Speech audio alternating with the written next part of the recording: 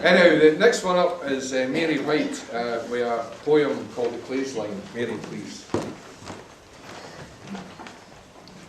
A Claes Line. A Claes Line was a news forecast to neighbours passing by. There were no secrets you could keep when the clays were hung out to dry. It also was a friendly link, for the neighbours I was new, if folk had gone in by, to spend a night or two. For then you'd see the fancy sheets and towels hanging out on the line.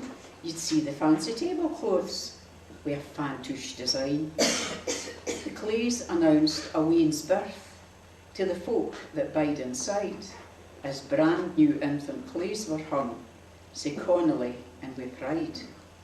The ages o' the weans could so easily be known by watching how the sizes changed. You'd ken how much they'd grown. It also telled when illness struck, as extra sheets were hung, the night clays in a bathrobe tea haphazardly strung. It said, awa on holiday new, when the line was limp and bare.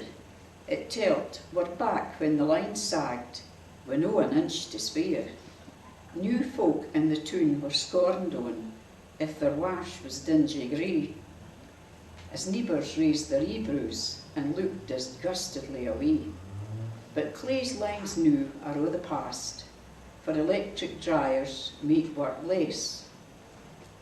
New what goes inside a house is onybody's guess. I really miss you and wildlife.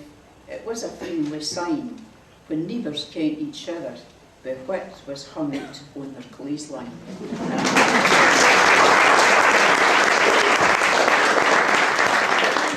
Mary Whyte there. Mary's like me, she's originally from Blackridge, or Blackridge as they say in England.